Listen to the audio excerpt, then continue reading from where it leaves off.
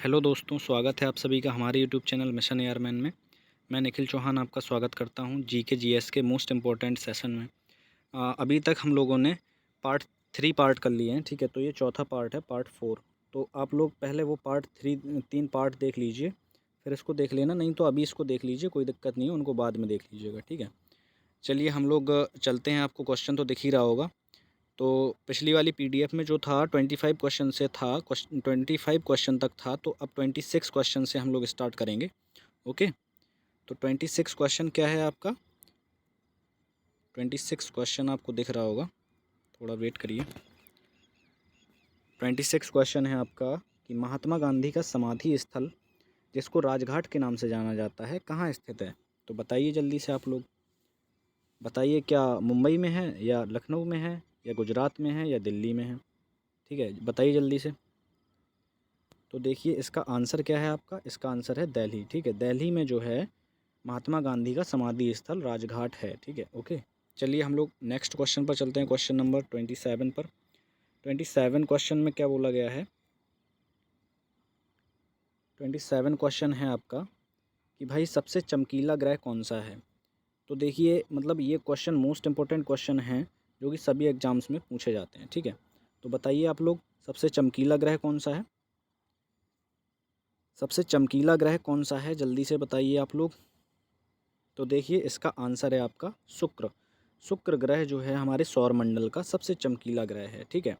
और यदि ये पूछ लिया जाए कि हमारे सौर मंडल का सबसे छोटा ग्रह कौन सा है, वो है हमारा कौन सा? बुध, ठीक है, वो बुध है। तो और ये सूर्य के सबसे नज़दीक है, ठीक। तो चलिए हम लोग नेक्स्ट क्वेश्चन पर चलते हैं, क्वेश्चन नंबर 28 पर। 28 क्वेश्चन में क्या बोला गया है कि भगत सिंह को फांसी कब दी गई थी? ठीक है, तो क्वेश्चन में तो सिर्फ एक नाम है, भगत सिंह, और इनके साथ दो और लोगों को फांसी दी गई थी, भगत सिंह, सुखदेव और राजगुरु को, ठीक है। तो बताइए जल्दी से, इनकी डेट पूछी जाती है कि कब दी गई थी फांसी। तो इसका आंसर है आपका क्वेश्चन नंबर और ऑप्शन नंबर सी, ठीक है। कब? 23 मार्च 1931 को। 23 मार्च 1931 को भगत सिंह, राजगुरु और सुखदेव को फांसी दी गई थी। तो चलिए नेक्स्ट क्वेश्चन, क्वेश्चन नंबर 29 पर चलते हैं। क्वेश्चन नंबर 29 क्या बोला गया है? क्वेश्चन नंबर 29 ये बोला गया है कि भारत में पहली मेट्रो रेल सेवा किस नगर में आरंभ की गई? तो बताइए जल्दी से आप लोग। इसमें लोग बहुत कंफ्यूज होते हैं और ये काफ़ी एग्ज़ाम्स में पूछा जा चुका है, सो इसलिए मोस्ट इम्पोर्टेंट है आपके एग्ज़ाम्स के लिए। तो बताइए जल्दी से। देखिए, भारत में सबसे पहली मेट्रो रेल सेवा कहाँ पर चली? वो चली कलकत्ता, ठीक है। क्योंकि सबसे पुरानी सिटी भी कलकत्ता को ही माना जाता है, जिसका अस्तित्व काफ़ी पुराने समय से है, तो इस वजह से वहीं पे सबसे पहले विकास हुआ मेट्रो का। ओके, चलिए नेक्स्ट क्वेश्चन, क्वेश्चन नंबर 30 पर चलते हैं। क्वेश्चन नंबर 30 में क्या बोला गया है? क्वेश्चन नंबर 30 है आपका, सूर्योदय का देश के नाम से कौन सा देश प्रसिद्ध है? तो बताइए। देखिए इसमें थोड़ा सा ब्लर हो रहा है पीडीएफ में, तो मैं पढ़ के बता देता हूँ ऑप्शन। पहला ऑप्शन क्या है? नॉर्वे। दूसरा जापान। तीसरा फ्रांस। चौथा भारत। जो जल्दी से बताइए। तो देखिए इस क्वेश्चन का आंसर क्या है आपका? इस क्वेश्चन का आंसर है जापान, ठीक है। जापान, जापान को सूर्योदय का देश बोला जाता है, यहाँ पर सूर्य सबसे पहले निकलता है। ओके, और एक फैक्ट और बता देता हूँ मैं आपको। जो नॉर्वे है ना, नॉर्वे को बोला जाता है डूबते हुए सूरज का देश, ठीक है। डूबते हुए सूरज का देश, ठीक है। और यदि ये पूछ लिया जाए कि भारत में सबसे पहले सूर्य कहाँ पर निकलता है, सबसे पहले सूर्य के दर्शन कहाँ पर होते हैं भारत में? तो भारत में सबसे पहले दर्शन होते हैं आपके अरुणाचल प्रदेश में। कहाँ पे? अरुणाचल प्रदेश। ये शॉर्ट फॉर्म लिख दिया, अरुण पी, तो अरुणाचल प्रदेश समझ लीजिएगा, ठीक है। क्वेश्चन नंबर 31 पर चलते हैं। क्वेश्चन नंबर 31 क्या बोल रहा है? देखिए क्वेश्चन नंबर 31 है आपका, संयुक्त राष्ट्र महासभा में भाषण देने वाले पहले भारतीय कौन थे? तो बताइए आप लोग, क्या अटल बिहारी वाजपेयी थे, नरेंद्र मोदी थे, क्या स्वामी विवेकानंद थे, या महात्मा गांधी जी थे? जल्दी से बताइए आप लोग। तो देखिए इस क्वेश्चन का आंसर है, इसमें काफ़ी लोग कंफ्यूज होते हैं, तो इस क्वेश्चन का आंसर ए और सी में कंफ्यूज होते हैं लोग, ठीक है। तो इस क्वेश्चन का आंसर है आपका option number C, Swami Vivekananda. Swami Vivekananda ने संयुक्त राष्ट्र महासभा में भाषण सबसे पहले दिया। ठीक। और यदि आपसे ये पूछ लिया जाए कि किस भारतीय नेता ने सबसे पहले हिंदी में भाषण दिया संयुक्त राष्ट्र महासभा में, तो ये हो जाएंगे अटल बिहारी वाजपेयी जी। ठीक। अटल बिहारी वाजपेयी जी जब हमारे विदेश मंत्री थे ना, विदेश मंत्री, तब ये यूएन गए थे, यूएन महासभा में। ठीक है। तब इन्होंने वहाँ पे हिंदी में भाषण दिया था भाई। ठीक है। चलिए नेक्स्ट क्वेश्चन, क्वेश्चन नंबर 32 पर चलते हैं। क्वेश्चन नंबर 32 पर चलते हैं। तो क्वेश्चन नंबर 32 क्या बोला गया है कि विश्व में सर्वाधिक शाखाओं वाला बैंक कौन सा है? तो बताइए जल्दी से। ये भी क्वेश्चन कुछ लोग स्विट्ज़रलैंड का वो बैंक मारेंगे आंसर इसका, तो जल्दी से बताइए आप। क्या इम्पीरियल बैंक, या ब्रिटिश बैंक, या अवध बैंक, या भारतीय स्टेट बैंक? बताइए जल्दी से आप लोग। तो देखिए इस क्वेश्चन का आंसर है आपका भारतीय स्टेट बैंक, जिसको बोलते हैं SBI, state bank of India. Okay.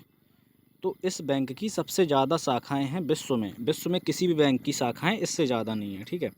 SBI की शाखाएं। तो भाई यदि आपसे ये पूछ लेता है कि एसबीआई की स्थापना कब हुई थी, तो SBI, state bank of India की स्थापना हुई आपकी जुलाई 1955 में। ओके। जुलाई 1955 में। ठीक। तो चलिए नेक्स्ट क्वेश्चन, क्वेश्चन नंबर 33 पर चलते हैं। क्वेश्चन नंबर 33 क्या है कि भारत के राष्ट्रीय गीत के रचयिता कौन है? राष्ट्रीय गीत के रचयिता पूछा है। राष्ट्रीय गीत और राष्ट्रगान में कंफ्यूज मत होना, क्वेश्चन को ध्यान से पढ़ना और ऑप्शन पे अच्छे से टिक करना। ठीक है। राष्ट्रीय गीत के रचयिता पूछा है, तो जल्दी से बताइए राष्ट्रीय गीत के रचयिता कौन हैं? वो हमारे हैं कौन? वो है हमारे बंकिम चंद्र चटर्जी। ये एक हमारे क्या थे, बांग्ला साहित्य के कवि थे। ठीक है। बांग्ला साहित्य के कवि थे। इन्होंने राष्ट्रीय गीत कौन सा है हमारा? राष्ट्रीय गीत जो है वंदे मातरम। ठीक है। वंदे मातरम। ओके। वंदे मातरम। ठीक। तो वंदे मातरम हमारा राष्ट्रीय गीत हो गया। ठीक। चलिए हम लोग एक चीज़ और जान लेते हैं। एक चीज़ क्या है कि भारत का राष्ट्रगान किसने लिखा? तो ये थे हमारे रविंद्रनाथ टैगोर। ठीक है। रविंद्रनाथ टैगोर राष्ट्रीय गान इन्होंने लिखा। ठीक है।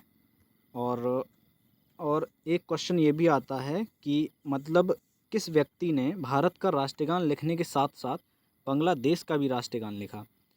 तो वो थे हमारे रविंद्रनाथ टैगोर। तो इन्होंने बांग्लादेश का भी राष्ट्रगान लिखा था। ओके। बांग्लादेश का भी लिखा था। चलिए नेक्स्ट क्वेश्चन, क्वेश्चन नंबर 34 पर चलते हैं। क्वेश्चन नंबर 34 क्या है? क्वेश्चन नंबर 34 है आपका जिम कॉर्बेट नेशनल पार्क कहाँ स्थित है? तो जल्दी से बताइए जिम कॉर्बेट नेशनल पार्क कहाँ पर स्थित है? तो देखिए ये जो नेशनल पार्क है ना, Jim Corbett national park, Bharat का पहला नेशनल पार्क है। ठीक है। फर्स्ट नेशनल पार्क है इंडिया का। इसकी स्थापना कब हुई थी? स्थापना तो नहीं पूछी जाती है। 1936 में इसकी स्थापना हुई। ओके। तो आप लोग देख लीजिएगा 1936 में स्थापना हुई। तो ये कहाँ पर है? अपना उत्तराखंड में। ठीक। तो इसका नाम एक बार चेंज हो गया था। इसको पहले बोला जाता था Hailey National Park. Hailey National Park. Okay. ठीक है। Hailey National Park. चलिए नेक्स्ट क्वेश्चन पर चलते हैं, क्वेश्चन नंबर 35 पर। क्वेश्चन नंबर 35 क्या है कि भारत में पहली बार जनगणना कब हुई थी? तो जल्दी से बताइए। ये तो आप लोगों को पता होना चाहिए, भारत में पहली बार जनगणना कब हुई थी। तो भाई देखो, भारत में पहली बार जनगणना कब हुई थी? वो हुई थी आपकी 1872 ईस्वी में। ठीक है। चलिए हम लोग नेक्स्ट क्वेश्चन पर चलते हैं, क्वेश्चन नंबर 36 पर। क्वेश्चन नंबर 36 क्या है आपका? कनाडा का राष्ट्रीय खेल कौन सा है? कनाडा का राष्ट्रीय खेल कौन सा है? जल्दी से बताइए आप। तो बताइए आप लोग, कनाडा का राष्ट्रीय खेल कौन सा है? कनाडा का राष्ट्रीय खेल है आपका आइस हॉकी। ओके। तो देखिए क्रिकेट देख लेते हैं। क्रिकेट कहाँ कहाँ का है? क्रिकेट देखिए ऑस्ट्रेलिया का हो गया। ठीक है। और इंग्लैंड का हो गया क्रिकेट। ठीक है। और ठीक है, चलिए फ्रांस का फ़ुटबॉल हो गया, अर्जेंटीना का फ़ुटबॉल हो गया फ्रांस का। ठीक है। और आइस हॉकी अपना कनाडा का हो गया। चलिए नेक्स्ट क्वेश्चन, क्वेश्चन नंबर 37 पर चलते हैं। क्वेश्चन नंबर 37 में क्या बोला गया है? क्वेश्चन नंबर 37 बोला गया है कि धर्म चक्र प्रवर्तन का संबंध किस धर्म से है? बताइए जल्दी से आप लोग, धर्म चक्र प्रवर्तन का संबंध किस धर्म से है? तो देखिए धर्म चक्र प्रवर्तन का संबंध है आपका बौद्ध धर्म से। ओके। बौद्ध धर्म से। तो भाई बौद्ध धर्म से है, ठीक है, क्योंकि वहाँ पर जब उपदेश दिया करते थे ना, तो वो धर्मचक्र प्रवर्तन कहलाया करते थे। ठीक, चलिए नेक्स्ट क्वेश्चन, क्वेश्चन नंबर 38 पर चलते हैं। क्वेश्चन नंबर 38 में क्या बोला गया है? क्वेश्चन नंबर 38 में है आपका कि मयूर सिंहासन का निर्माण किसने करवाया था? मयूर सिंहासन का निर्माण किसने करवाया था? बताइए जल्दी से आप लोग, मयूर सिंहासन का निर्माण किसने करवाया था? बताइए बताइए। बाबर ने, जहांगीर ने, शाहजहां ने, औरंगजेब ने, किनने करवाया था? बताइए जल्दी से आप लोग। तो वो हैं आपके शाहजहां। शाहजहां ने किसका निर्माण करवाया था? मयूर सिंहासन। ओके, चलिए नेक्स्ट क्वेश्चन, क्वेश्चन नंबर 39 पर चलते हैं। क्वेश्चन नंबर 39 क्या है? क्वेश्चन नंबर 39 आपका है कि मृक्षकटिकम पुस्तक किसने लिखी थी? तो बताइए आप लोग, मृक्षकटिकम पुस्तक किसने लिखी थी? मृक्षकटिकम पुस्तक किसने लिखी थी? जल्दी से बताइए भाई।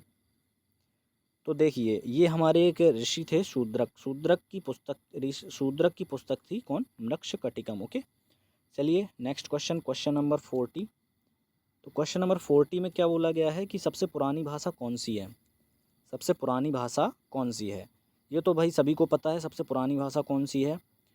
किस भाषा से सभी भाषाओं का निर्माण हुआ? जल्दी से बताइए आप लोग, सबसे पुरानी भाषा कौन सी है?